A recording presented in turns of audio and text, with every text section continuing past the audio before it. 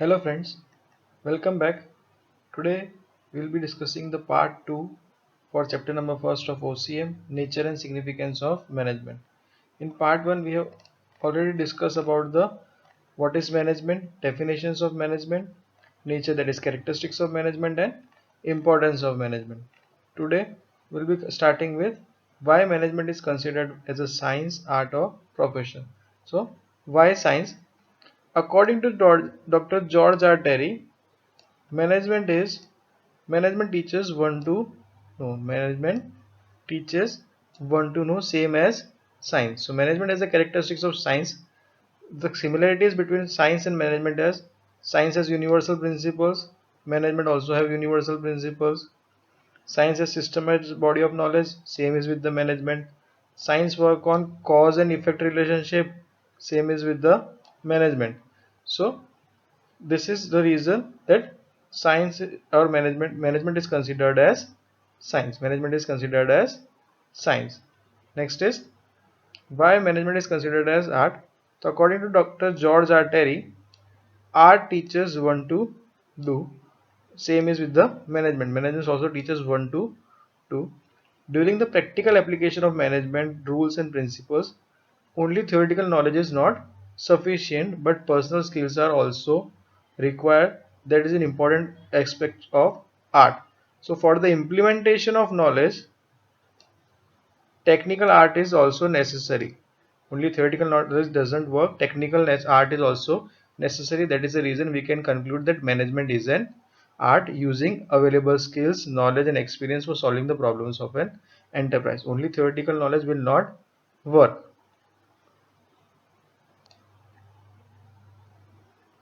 Next is management as profession.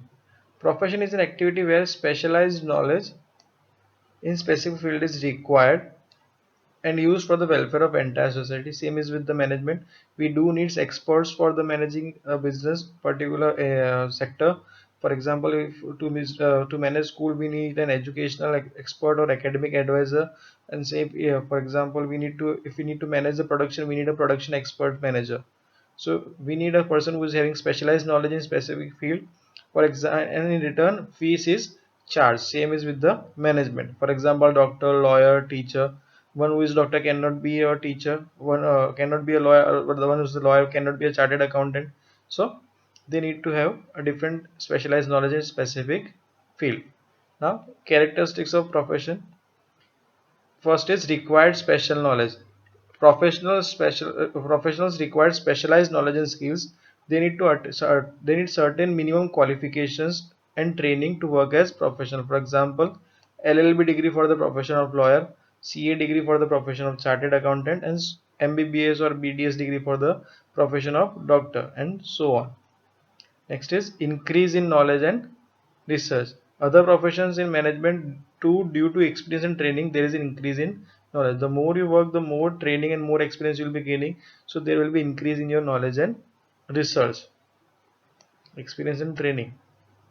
Next is professional association. All professions have their own association. In the same way, management has its two association. It gives education and training of management. The institution work for the development of profession in management. Every professionals generally do have their associations. For example, dentists have Indian dental associations. Management has IIM, Indian Institute of Management. So they have professions. Same have management do have a professional associations. Implementation of code of conduct. Each and every professional association frames its own code of conduct for its members. Now, what is code of conduct? Code means rules, conduct means behavior. So, code of conduct means rules for the behavior of its member of professional associations, and all the professionals are bound to follow the code of conduct. Next is moral responsibility. All the professionals must be loyal to the professions and need to fulfill their moral responsibility. For example, a chartered accountant must be loyal to his client and should not disclose any information of his client. There is a responsibility of all the professionals to be loyal to their professions, and do not omit secrets or do not disclose any information which can harm the clients or anyone else. Okay, next topic is levels of management. Generally, the management levels should be kept as low as possible, but there needs to be some level of management so that the work is equally or the load can be shared. As per the as per the textbook or as per the course syllabus, we are going to study three levels of management, and that is top level management, middle level management, and bottom level management. Top level management, middle level management, and bottom level management. Now let us see what is the top level management. Top level management includes board of directors, managing directors, general managers, executive committees, chief executive officers, means all the high level authorities of the business. Next is middle level management. It includes department managers such as production head, sales head, personal heads, that is HR, finance head, etc. And last one is lower operating level, or we can say bottom level management. We can say bottom level management. There it includes foremen, supervisors, workers, jobbers, etc. Clear? Today, in part 2 of chapter 1, we'll be knowing about the top level management and its functions. For middle level management and lower level management or bottom level management, we'll be having a separate part.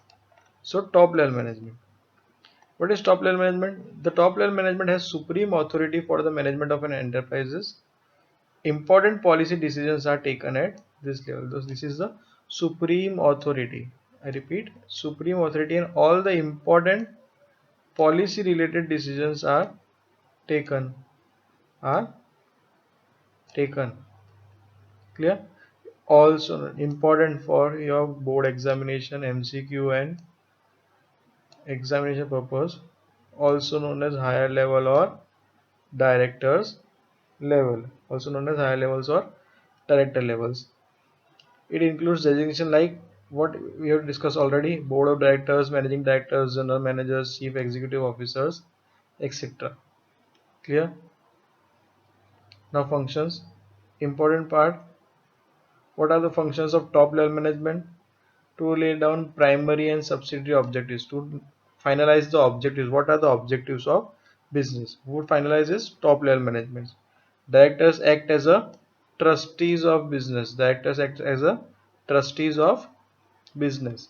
Another function is to select CEO, chief executive officers, or CFO, chief financial officers, or higher officers or auditors to us, and assign them authority and responsibility. To next is to sanction the budget prepared by the different departments. Who sanctions the budget? The top level management sanctions the budget that is prepared by different departments for the working of the year throughout. To abide by law and take care of interests of different stakeholders of the business. It is the function and responsibility of the top level management that the stakeholders are the interests of stakeholders are taken care of. They are not disappointed from the company. They are, and all the law are also abide. Legal procedures are also abide. So abide by law and take care of interest of stakeholders. Next is to take strategic decisions by making long-term plans. They also need to make the long-term plans and take strategic decisions. That what if the plans doesn't go as per the plan? What if it misfire, or what if it backfire? So they have to make alternative plans as well as take the strategic decisions for long-term plans. Next is to analyze and resolve complex problems of management. If any complex problems of management is there, the top level management will analyze it and will come to a solution, will help to resolve it. And last function is to do functions like distribution of profit, dividend, reserve fund, reinvestment of profit, etc. This is the function, important function from the point of view of finance. The top level management will decide how to distribute profit, what will the dividend, how much to be kept reserve, how much to be reinvested, and so on. So this was the part 2. We'll be coming back with part 3. Happy learning, guys.